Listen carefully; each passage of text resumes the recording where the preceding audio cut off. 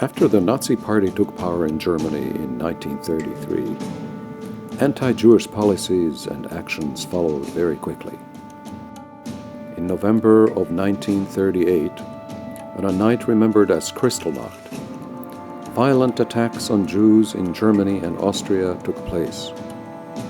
Jewish businesses and synagogues were burned, and many were injured and some killed. Thousands of Jews were arrested, taken to concentration camps, such as Buchenwald.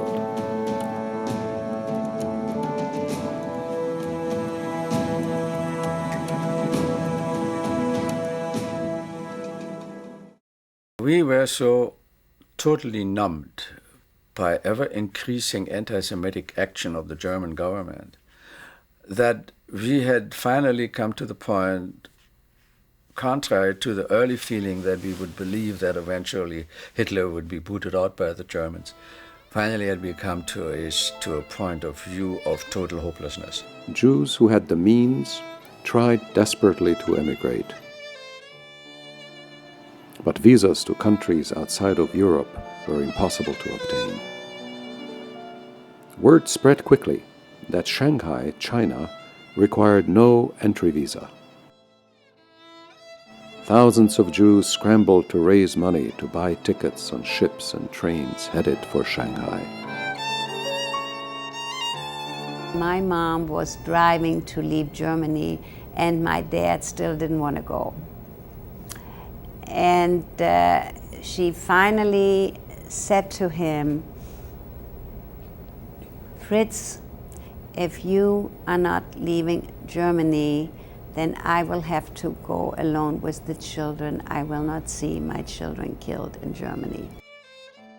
Some opted to escape to China by rail, through Siberia in the north, and by obtaining transit visas from Japan. Chiune Sugihara, the Japanese consul in Kovno, Lithuania, saved many Jewish lives by issuing Japanese exit visas that would allow Jews to escape Europe. And Dr. Feng Shanho, the Chinese consul in Vienna, heroically risked his own life to be one of the first people to save the lives of many Jews who needed visas to exit Europe.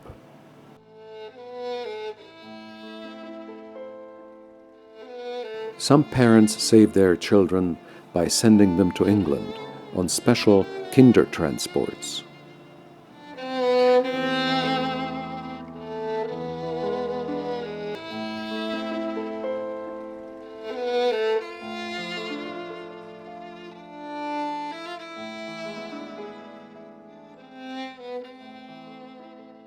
Thousands left by ship to travel south on a long journey through the Suez Canal, then south of India and north again to Shanghai. My parents were the kind of people who were practically minded, and they said, "We'll grab this chance and we'll go to Shanghai, no matter what." We took off after my birthday, so it must have been after the 13th of June, sometime very shortly thereafter. And the ship headed for, first it headed for Suez Canal, through the Suez Canal, traveled through there, Alexandria, Egypt. From there it went, Port Said, I'm sorry, not Alexandria, Port Said, I remember that name, Port Said actually, Egypt. And then from there we went to India, first Calcutta and then Bombay. And I remember standing on a ship, and the Indian Jews came out there and they brought us some food and they handed it out to us. They came up to the ship. Very nice. That's something which is a very pleasant memory of that time. When Jewish refugees arrived in Shanghai by ship, they were met by staff of existing Jewish organizations to assist them. And here they were, Shanghai, as it was known, the Paris of the East.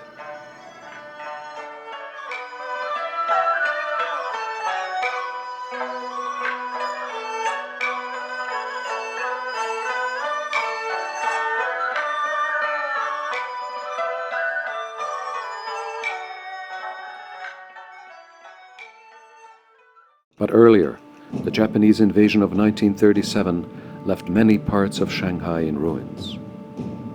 The Jewish refugees arrived to a city devastated by war. They were settled in Hangzhou, an area already overcrowded by Chinese war refugees and Japanese residents.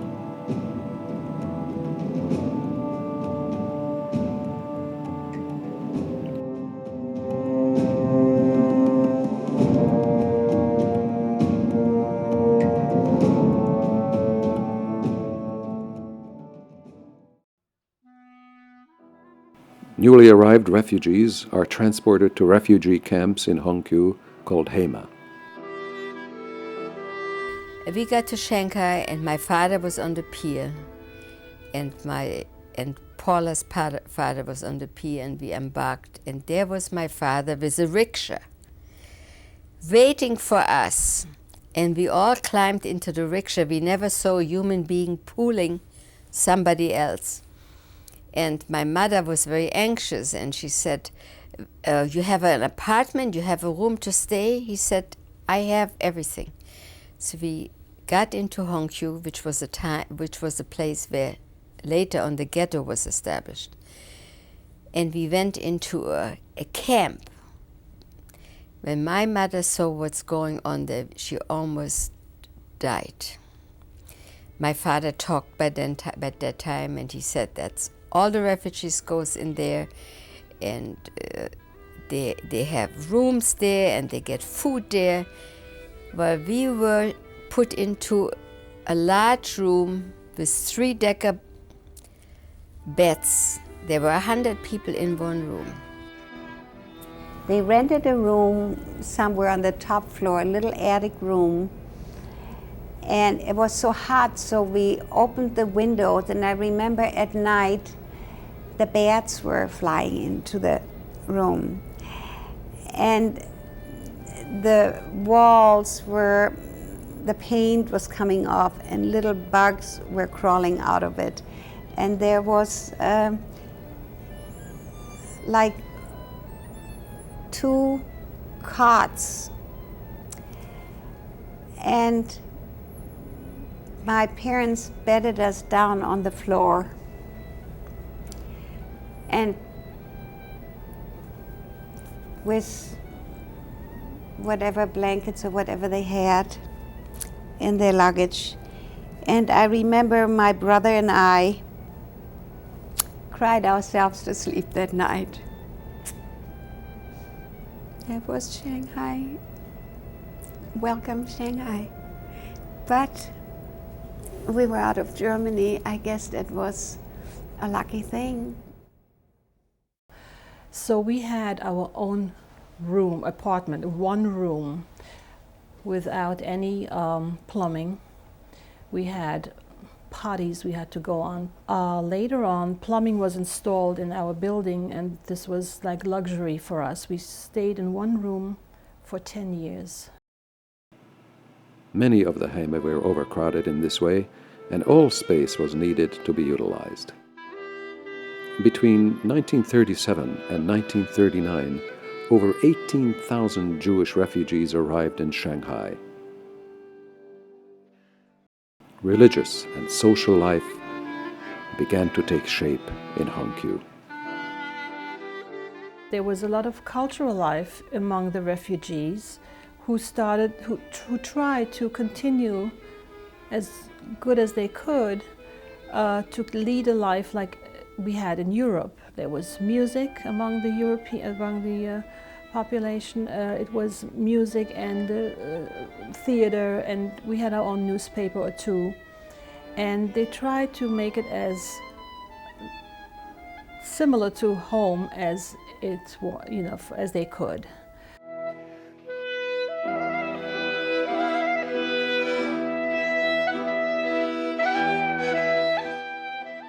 Between 1937 and 1945, 418 Jewish children were born in Shanghai.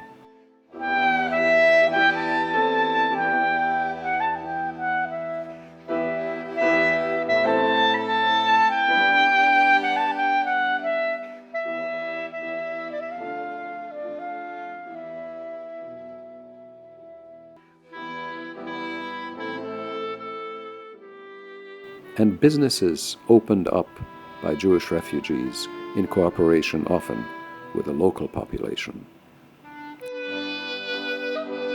Hundreds of Jewish businesses operated by 1943. But not without tough local competition. By 1943, about 100 clothing stores, 60 cafes, 40 second-hand shops, 30 grocery stores, and many more businesses were operated by Jewish refugees. And often they worked together with the local Chinese.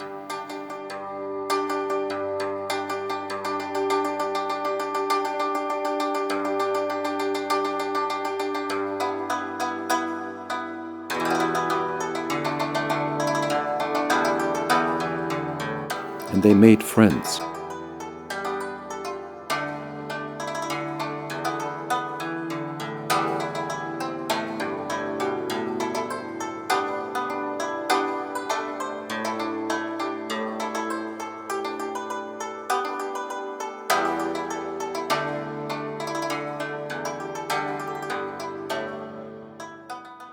There were very few comforts of life.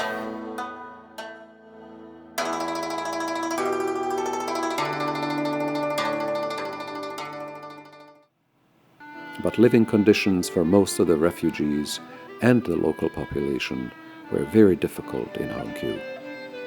A few refugees were able to find sufficient work and income, but most lived in poverty. Their survival depended on the support from the JDC and local established Jewish families.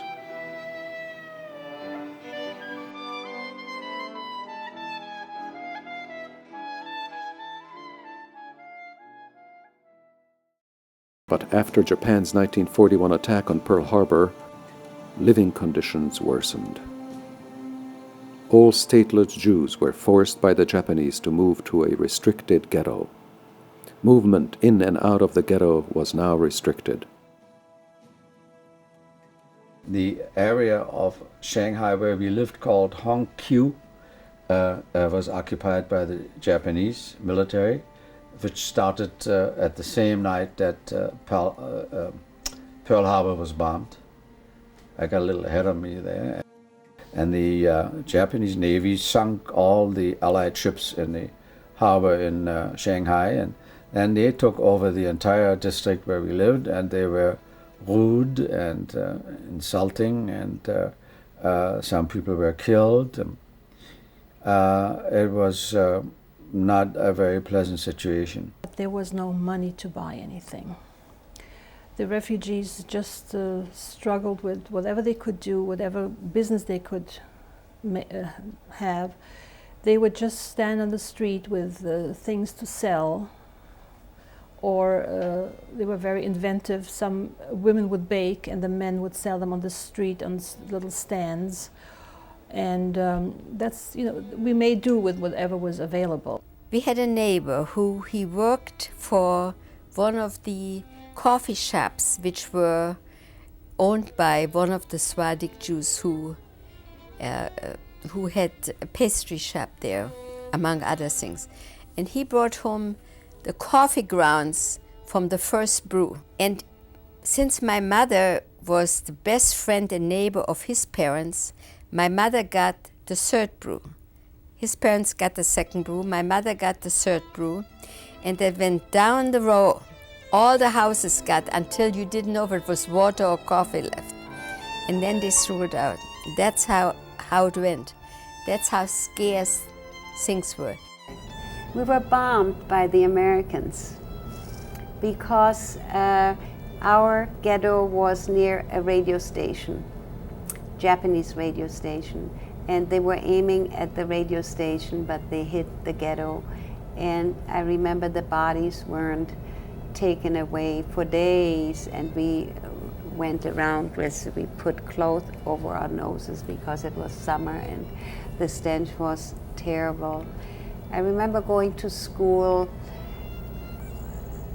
one day in the beginning when I first started school in Shanghai, and I had to pass by a field to go to school, and there were dogs tearing at something. And when I came closer, there were babies that the Chinese little girls they threw out because they couldn't afford to feed, and they kept the boys, and the girls they rolled up in straw mats and threw them in the fields, and the dogs would eat. And I would see that, and I would have to pass by there every morning, and I would go across the street. I didn't want to see it, but somehow I always went like this just to make sure there were no babies there, and many times there were. In charge of passes to leave the ghetto was the dreaded Goya, the brutal Japanese official who often mistreated the residents. But despite pressure from the German Nazi government, the Japanese decided to spare the Jews of Shanghai.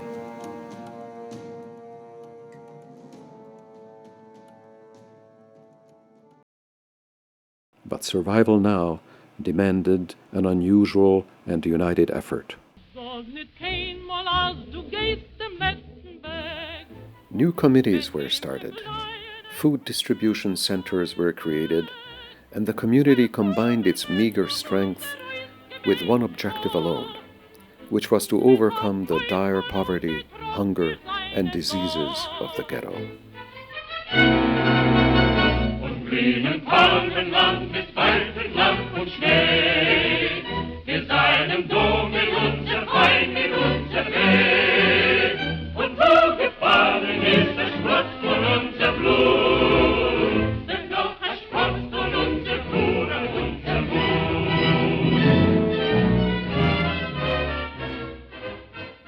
From 1939 to 1945, 366 marriages were performed among the Jewish community in Shanghai.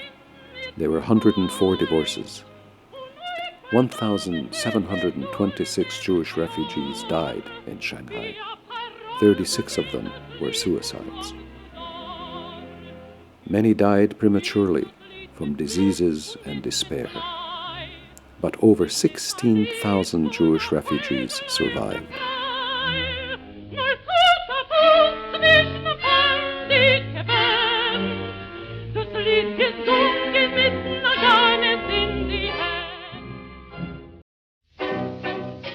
In 1945, American forces liberate Shanghai and the refugees.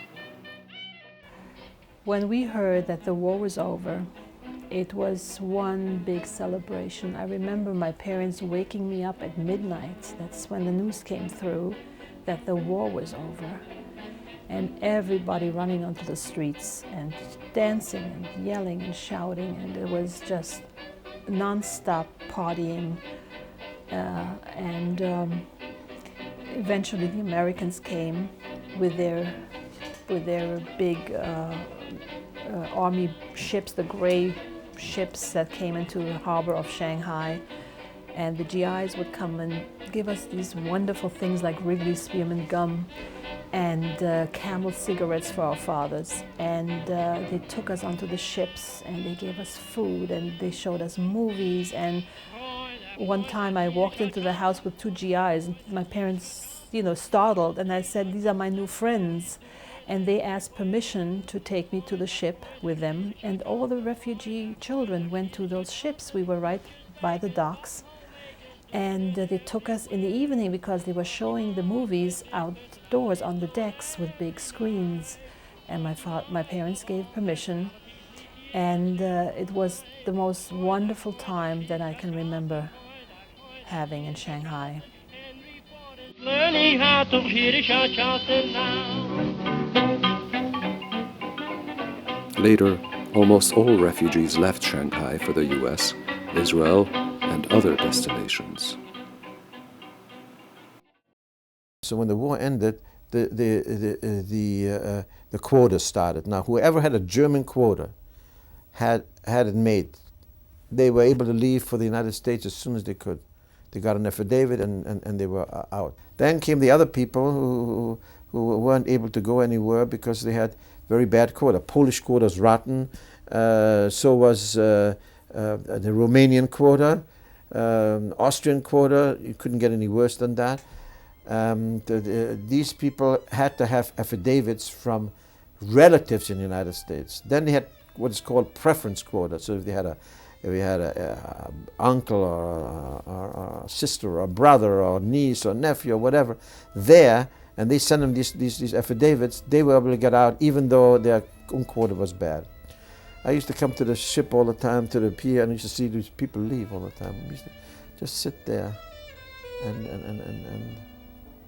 I remember I said, when am I going to leave from here? When we are going to leave, my parents and I. The children who were dying and the old people who were dying, but there was laughter, and I was engaged and I was happy. I always look back to Shanghai favorably. We lived there. I got educated there. We grew up really fast in Shanghai. I only lived there from 6 to 15, from the year 6 to the year 15. But those 9 years, we grew up very fast, much faster than if it would have remained in Vienna, and there wouldn't have been any kind of Nazi terror there, or if it would have come to the United States. You grow up in conditions like this much faster, and you mature much faster. And I want to, at this time, inject something here right now. I'll never try to give the impression that we had the same dramatic, murderous experiences as our brothers and sisters in Europe who were in these murderous destruction camps such as Auschwitz. We at the time, which we didn't know, of course, but I would never try to compare. While we suffered, we never came close to suffering what they did.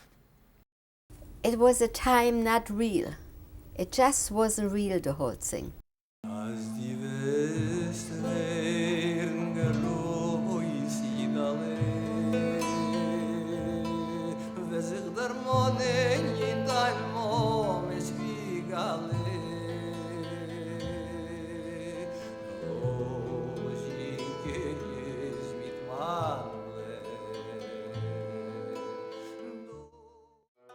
Today, the Shanghai Jewish Refugee Museum in Shanghai continues to preserve artifacts, photos, film, and other documentation of this unusual survival story. During the European Holocaust years, when almost all other nations turned their backs on men, women, and children facing extermination, Shanghai, China, became the last and only refuge for over 18,000 Jews. The Shanghai Jews were the single and the largest group of European Jews untouched by the horrors of Hitler's genocide. Their story remains an important chapter in both Jewish and Chinese history.